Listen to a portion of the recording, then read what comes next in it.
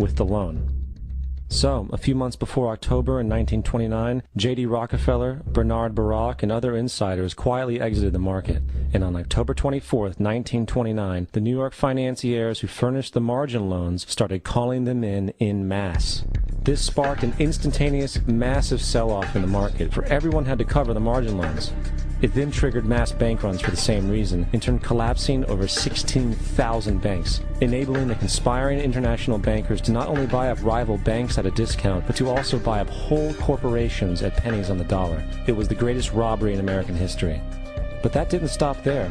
Rather than expanding the money supply in order to recover from this economic collapse, the Fed actually contracted it, fueling one of the largest depressions in history. Once again outraged, Congressman Louis McFadden, a longtime opponent of the banking cartels, began bringing impeachment proceedings against the Federal Reserve Board, saying of the crash and depression, "It was a carefully contrived occurrence. International bankers sought to bring about a condition of despair so that they might emerge the rulers of us all." Not surprisingly, and after 2 previous assassination attempts, McFadden was poisoned at a banquet before he could push for the impeachment.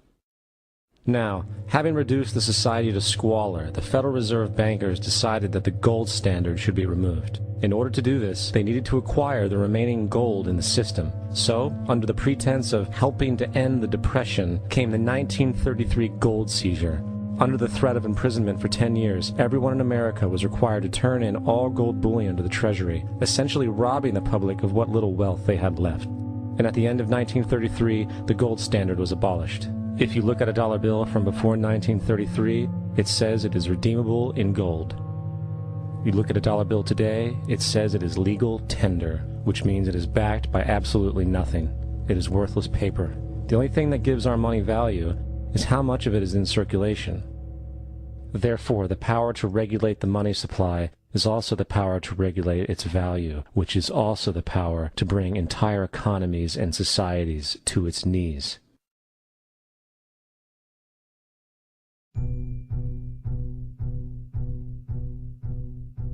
It's important to clearly understand, the Federal Reserve is a private corporation. It is about as Federal Express. It makes its own policies and is under virtually no regulation by the U.S. government. It is a private bank that loans all the currency at interest to the government, completely consistent with the fraudulent central banking model that the country sought to escape from when it declared independence in the American Revolutionary War. Now, going back to 1913, the Federal Reserve Act was not the only unconstitutional bill pushed through Congress. They also pushed the federal income tax. It's worthwhile to point out that the American public's ignorance towards the federal income tax is a testament to how dumbed down and oblivious the American population really is. First of all, the federal income tax is completely unconstitutional, as it is a direct, unapportioned tax. All direct taxes have to be apportioned to be legal based on the Constitution. Secondly, the required number of states in order to ratify the amendment to allow the income tax was never met, and this has even been cited in modern court cases.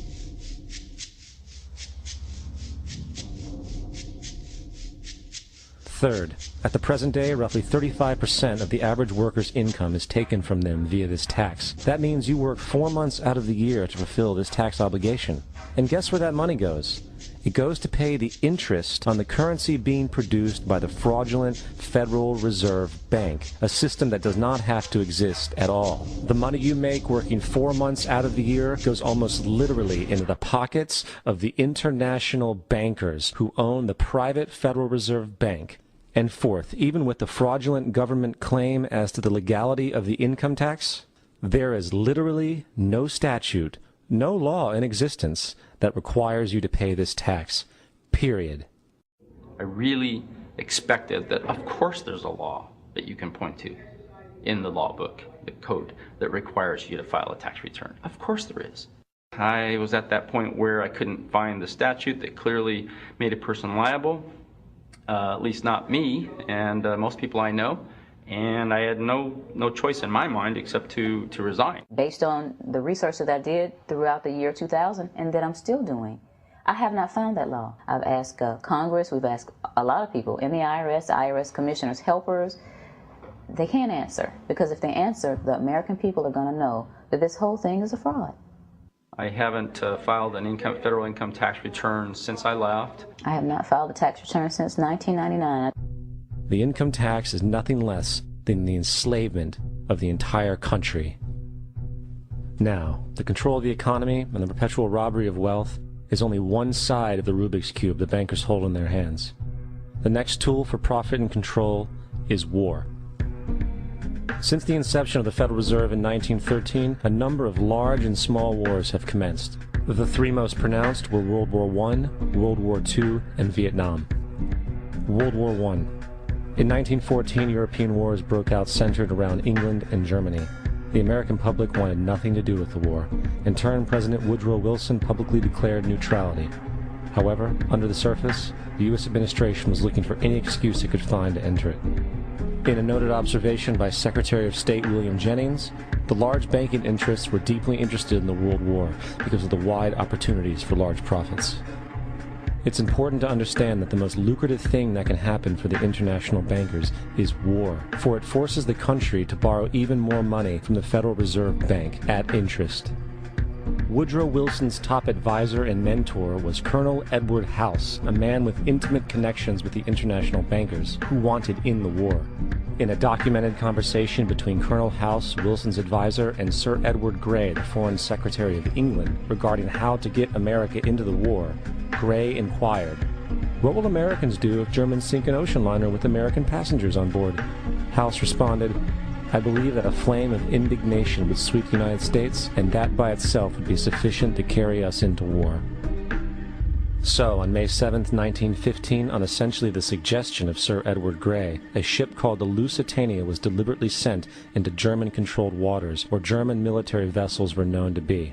And, as expected, German U-boats torpedoed the ship, exploding stored ammunition, killing 1,200 people. To further understand the deliberate nature of this setup, the German embassy actually put advertisements in the New York Times telling people that if they boarded the Lusitania, they did so at their own risk, as such a ship sailing from America to England through the war zone would be liable to destruction. In turn, and as anticipated, the sinking of the Lusitania caused a wave of anger among the American population, and America entered the war a short time after. The First World War caused 323,000 American deaths. J.D. Rockefeller made $200 million off of it. Not to mention the war cost about $30 billion for America, most of which was borrowed from the Federal Reserve Bank at interest, furthering the profits of the international bankers. World War II. On December 7, 1941, Japan attacked the American fleet at Pearl Harbor, triggering our entry into that war. President Franklin D. Roosevelt declared the attack was a day that will live in infamy. A day of infamy indeed, but not because of the alleged surprise attack on Pearl Harbor. After 60 years of surfacing information, it is clear that not only was the attack on Pearl Harbor known weeks in advance, it was outright wanted and provoked. Roosevelt, whose family had been New York bankers since the 18th century, whose uncle Frederick was on the original Federal Reserve Board, was very sympathetic to the interests of the international bankers, and the interest was to enter the war, as we've seen, nothing is more profitable for international bankers than war. In a journal entry by Roosevelt's Secretary of War Henry Stimson, dated November 25, 1941, he documented a conversation he had with Roosevelt. The question was, how should we maneuver them into firing the first shot? It was desirable to make sure the Japanese be the ones to do this, so that there should remain no doubt as to who were the aggressors.